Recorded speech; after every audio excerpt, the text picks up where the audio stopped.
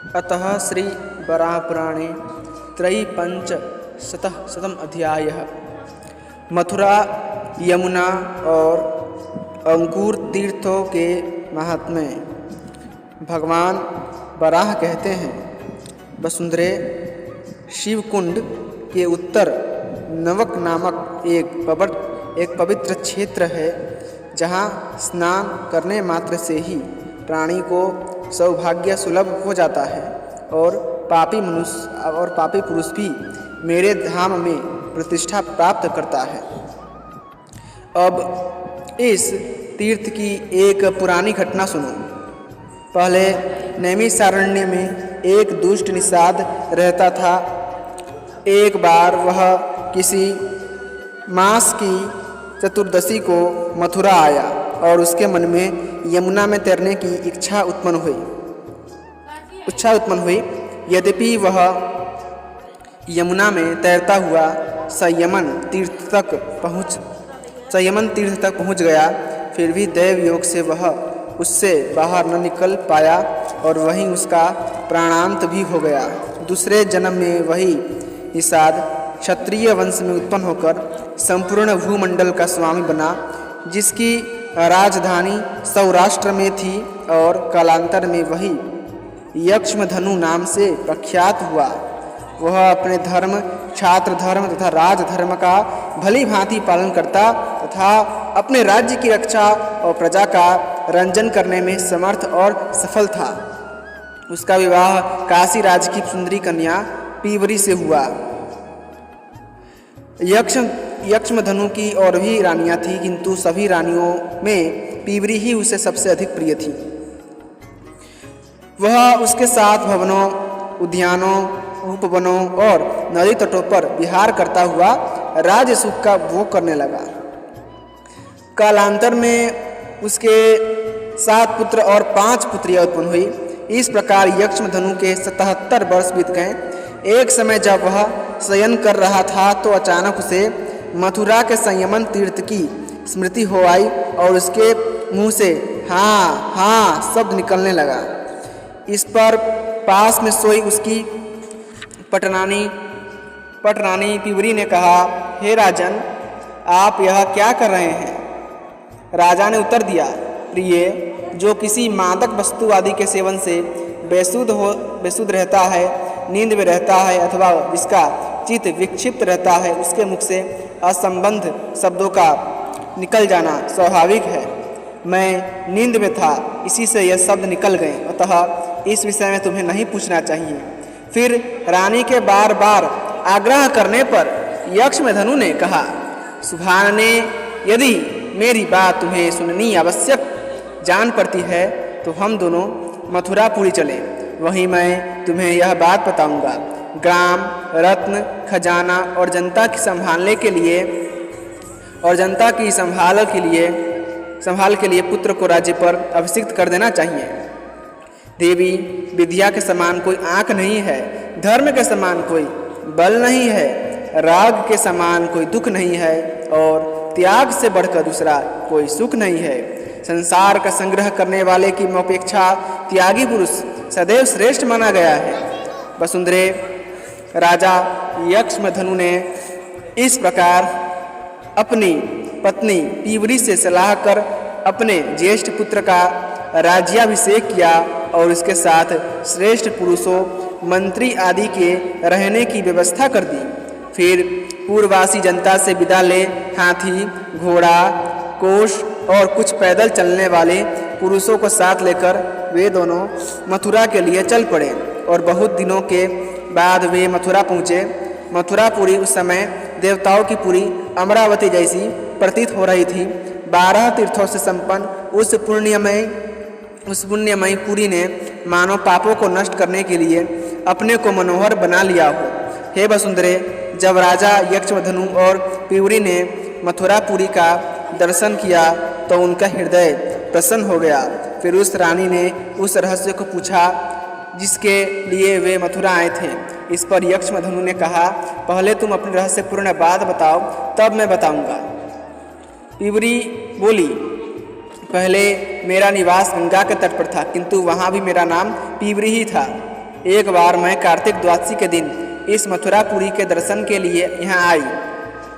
उसी समय नाव द्वारा यमुना को पार करते समय मैं अचानक धारापतन तीर्थ के गहरे जल में गिर गई, जिससे मेरे प्राण निकल गए।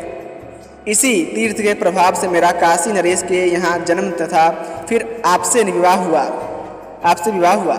वसुंधरे, इसके बाद राजा यक्षमधनु ने जिस प्रकार संयमन तीर्थ में उसकी मृत्यु हुई थी, वह सब कथा पीवरी से सुनाई। अब वे दोनों मथुरा में ही रहने लगे और यमुना में स्नान करने का नियम बना लिए। प्रतिदिन नियम से वे मेरा दर्शन करते। कालांतर में वही शरीर त्याग कर सभी बंधनों से मुक्त होकर वे मेरे लोक को प्राप्त हुए। देवी, उसी मथुरा में मधुवन नामक एक अत्यंत सुंदर स्थान है और यहीं एक कुंदवन के नाम से मेरा प्रसिद्ध स्थान है, जहाँ जाने पर ही व्यक्ति सफल मनोरथ हो जाता है। यहीं वनों में प्रधान एक काम्यक वन है, जहाँ स्नान करने से मनुष्य मेरे धाम को प्राप्त होता है। यहाँ के विमल कुंड तीर्थ में स्नान करने से प्राणी के संपूर्ण पाप धुल जाते हैं और जो वहीं प्राणों का परित्याग करता है वह मेरे लोक में प्रतिष्ठा पाता है। पांचवें वन को बकुल वन कहते हैं। वहाँ स्नान कर मनुष्य अग्निलोक को प्राप्त करता है। यमुना के उस पार भद्रवन नाम का छठा वन है। मेरी भक्ति में परायण रहने वाले पुरुष भी वहाँ जा पाते हैं और उन्हें नागलोक की प्राप्ति होती है।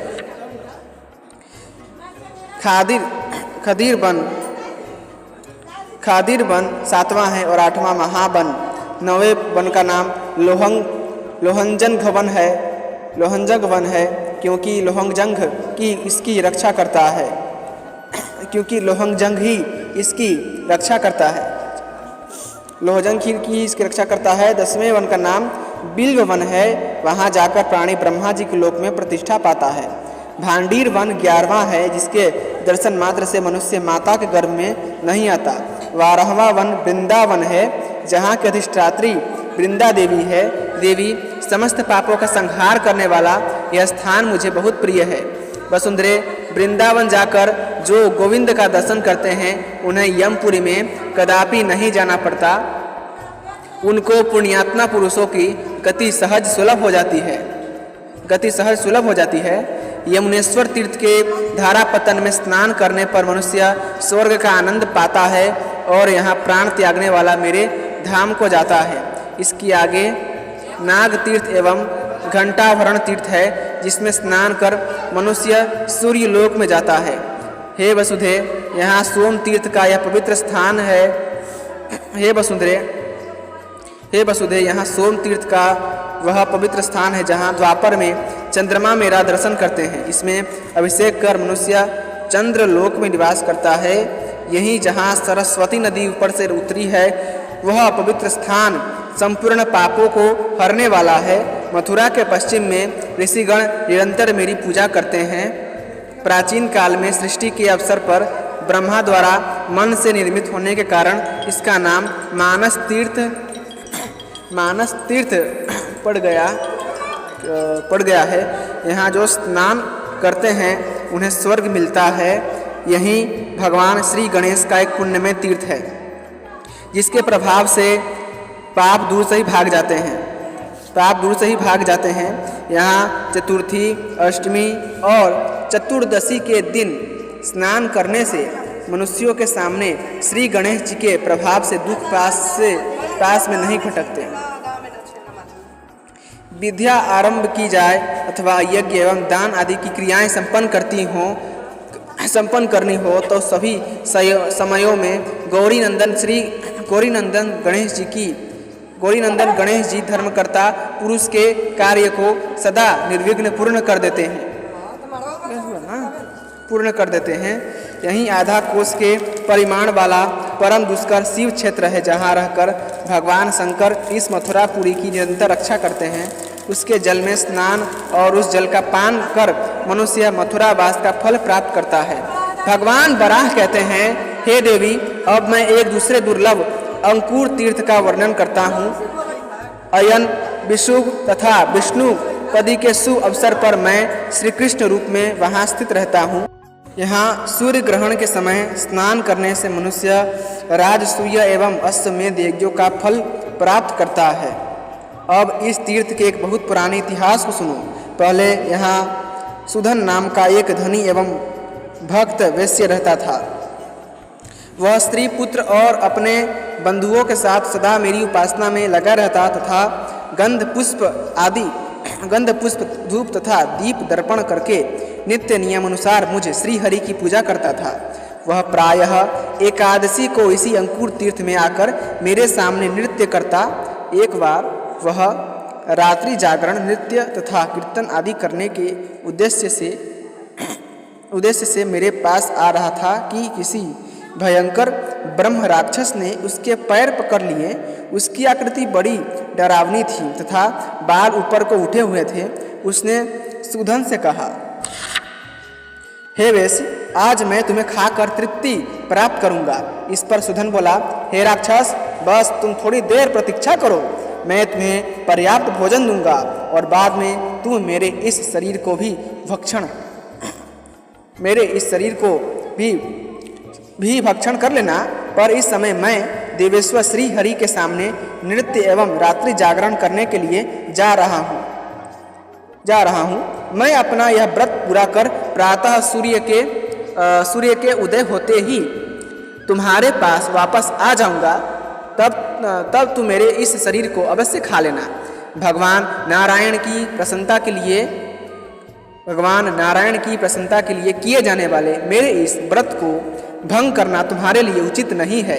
इस पर ब्रह्म राक्षस आदरपूर्वक मधुर वाणी से बोला, हे साधो, तुम यह असत्य बात क्यों कह रहे हो?